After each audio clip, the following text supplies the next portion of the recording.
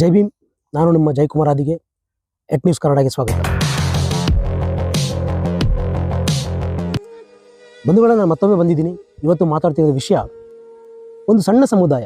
ಇದು ಕರ್ನಾಟಕದಲ್ಲಿ ಬಹುಶಃ ಒಂದು ಶಿವಮೊಗ್ಗ ಮತ್ತು ಇತ್ತೀಚೆಗೆ ಒಂದು ಸಕಲೇಶ್ಪುರ ಮತ್ತು ಮೂಡಿಗೆರೆ, ಚಿಕ್ಕಮಗಳೂರು ಈ ಭಾಗದಲ್ಲಿ ವಾಸಿಸುವಂಥ ಸಣ್ಣ ಸಮುದಾಯ ಅಸಲರು ಅಂತೇಳಿ. ಆದಿವಾಸಿ ಬುಡಕಟ್ಟು ಸಮುದಾಯಕ್ಕೆ ಸೇರುವಂಥ ಈ ಸಮುದಾಯ ಅಸಲರು ಅಂತೇಳಿ. ಈ ಪದದ ಒಂದು ಸಮಾನಾರ್ಥಕ ಪದ ಯಾವುದಪ್ಪ ಅಂತ ಕೇಳಿದರೆ, ಕನ್ನಡದ ಅಸುಳೆ ಪದದ ಸಮಾನಾರ್ಥಕವಾಗಿ ಇದನ್ನು ಅಸಲರು ಅಂತ ಕರೀತಾರೆ. ಅಂದರೆ ಒಂದು ಮುಗ್ಧರು ಅಂತೇಳಿ. ಪ್ರಾಮಾಣಿಕವಾಗಿ ಈ ಹೆಸರಿಗೆ ತಕ್ಕಂತೆ ಈ ಸಮುದಾಯ ತುಂಬ ಮುಗ್ಧರು. ಯಾಕೆಪ್ಪ ಅಂತ ಕೇಳಿದರೆ, ಈ ಸಮುದಾಯ ಇವತ್ತಿಗೂ ಕೂಡ ವಾಸ ಮಾಡ್ತಿರೋದು ಎಲ್ಲಿ ಅಂತ ಹೇಳಿದರೆ ಲೈನ್ ಮನೆಗಳಲ್ಲಿ. ಆ ಭೂಮಾಲೀಕರು ಕೊಡುವಂಥ ಲೈನ್ ಮನೆಗಳಲ್ಲಿ ಈ ಸಮುದಾಯ ಇವತ್ತಿಗೂ ವಾಸ ಮಾಡ್ತಿದೆ. ಸ್ನೇಹಿತರೆ, ಈ ಸಮುದಾಯ ಈ ಮಲೆನಾಡಿನ ಲೈನ್ ಮನೆಗಳಲ್ಲಿ ಹೆಚ್ಚಾಗಿ ವಾಸ ಮಾಡ್ತಿದೆ. ಇವತ್ತಿಗೂ ಕೂಡ ನಿರ್ದಿಷ್ಟವಾಗಿ ವಾಸ ಮಾಡೋದಕ್ಕೆ ಮನೆ ಆಗಲಿ, ಇನ್ನು ಶಿಕ್ಷಣ ಅಂತೂ ಪಕ್ಕಕ್ಕಿಡೋಣ, ಅಟ್ಲೀಸ್ಟ್ ಮೂಲಭೂತ ಸೌಕರ್ಯ ಮನೆ ಆಗಿರ್ಬೋದು, ಅಥವಾ ಇವರು ವಾಸಿಸುವಂಥ ಮನೆಗಳಿಗೆ ರಸ್ತೆ ಇರ್ಬೋದು, ಇನ್ನೂ ಕೂಡ ಕರೆಂಟ್ ಕಾಣದಿರೋಂಥ ಮನೆಗಳು ಇವತ್ತು ನಮ್ಮ ಎದುರಿಗಿದೆ. ಹೇಳ್ತೀವಿ ನಾವು ಭಾರತ ಪ್ರಕಾಶಿಸ್ತಿದೆ ಅಂತೇಳಿ, ಆದರೆ ಪ್ರಕಾಶಮಾನವಾಗಿರೋ ಭಾರತದಲ್ಲಿ ಆದಿವಾಸಿ ಅಸಲರು ಮನೆಗಳಿಗೆ ಇನ್ನೂ ಕೂಡ ಕರೆಂಟೇ ಇಲ್ಲ. ತುಂಬ ಬೇಸರದ ವಿಷಯ. ಅದ್ರ ಜೊತೆಗೆ ಮುಖ್ಯವಾಗಿ ಆದಿವಾಸಿಗಳಿಗೆ ಶಿಕ್ಷಣ ಸಿಗ್ತಿಲ್ಲ.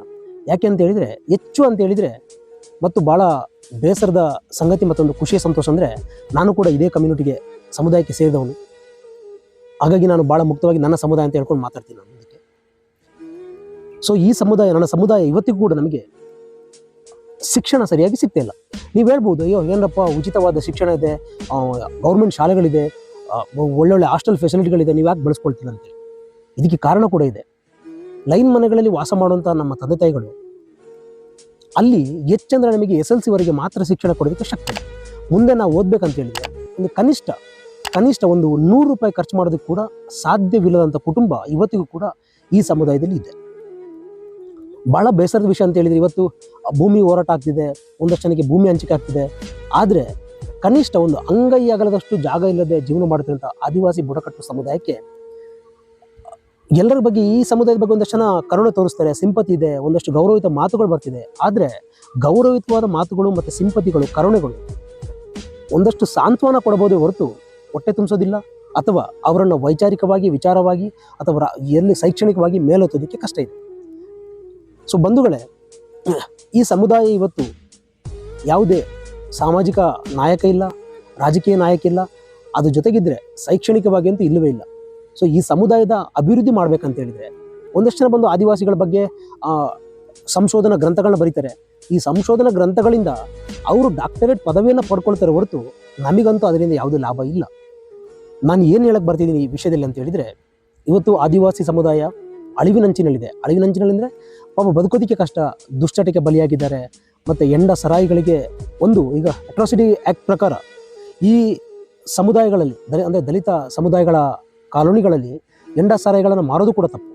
ಸೊ ಅಂಥದ್ರಲ್ಲಿ ಈ ಸಮುದಾಯಗಳಲ್ಲಿ ನಾವು ನೋಡ್ತಿದ್ದೀವಿ, ಇಲ್ಲೆಲ್ಲ ನಮ್ಮ ಸುತ್ತಮುತ್ತ ಹಚ್ಚ ಹಸಿರು ಇದೆ. ಆದರೆ ಇವತ್ತು ಆದಿವಾಸಿಗಳು ವಾಸ ಮಾಡುತ್ತಿರುವಂಥ ಸಮುದಾಯದಲ್ಲಿ ಎಲ್ಲಿ ನೋಡಿದ್ರಲ್ಲಿ ಎಂಡ ಸರಾಯಿಗಳದೇ ಪಾಕೆಟ್.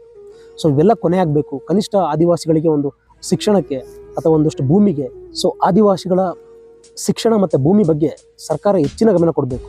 ನನಗೆ ಗೊತ್ತಿಲ್ಲ ಈ ವಿಡಿಯೋ ಸರ್ಕಾರದ ಗಮನಕ್ಕೆ ಮುಟ್ಟುತ್ತೋ ಅಥವಾ ಮುಟ್ಟದೇ ಇರುತ್ತೋ ಗೊತ್ತಿಲ್ಲ. ಆದರೂ ನೀವೆಲ್ಲ ನೋಡಿದವರಾದರೂ ಅಷ್ಟೇ, ನಿಮ್ಮ ಸುತ್ತಮುತ್ತ ಯಾವುದಾದ್ರೂ ಈ ರೀತಿಯ ಸಣ್ಣ ಆದಿವಾಸಿ ಅಸಲು ಸಮುದಾಯಗಳು ವಾಸ ಮಾಡ್ತಿದ್ರೆ ಅವರಿಗೊಂದಷ್ಟು ಇದರ ಮಾಹಿತಿಗಳನ್ನ ಕೊಡಿ.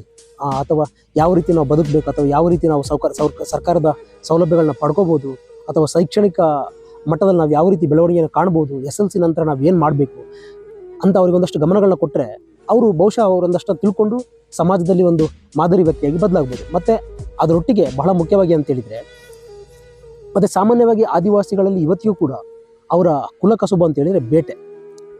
ಈಗ ಬೇಟೆ ಅಂತ ಬಿಡಿ, ನಮ್ಮ ಹತ್ರ ಬೇಟೆ ಆಡೋದಕ್ಕೆ ಗನ್ಗಳಿಲ್ಲ. ಯಾಕಂದರೆ ಗನ್ಗಳು ಕೊಡೋದು ಸರ್ಕಾರ, ಭೂಮಾಲೀಕರಿಗೆ ಮಾತ್ರ. ಆದರೆ ಮೂಲ ಬೇಟೆಗಾರರು ನಮಗೆ ಇಂಥ ಯಾವುದೇ ಗನ್ ಬೇಕಂತ ನಾನು ಕೇಳ್ಕೊಳ್ತಿಲ್ಲ. ಆದರೆ ಇವತ್ತು ನಾವು ವಾಸ ಮಾಡುವಂಥ ಪ್ರದೇಶಗಳಲ್ಲಿ ಆನೆಗಳು ಬರ್ತಿದೆ, ಆನೆಗಳ ಕಾಟ, ಈ ಕಡೆ ಕಾಡೊಂದಿಗಳ ಕಾಟ, ಇವೆಲ್ಲದರ ಮೂಲಕ ಇತ್ತೀಚೆಗೆ ಹೆಚ್ಚಾಗಿ ಬಲಿಯಾಗ್ತಿರೋದು ಸೊ ನಮ್ಮ ಸಮುದಾಯ. ಸೊ ಹಾಗಾಗಿ ಈ ಸಮುದಾಯವನ್ನು ಹೆಚ್ಚಾಗಿ ಸರ್ಕಾರ ಹೆಚ್ಚಿನ ಗಮನ ಕೊಡಬೇಕು.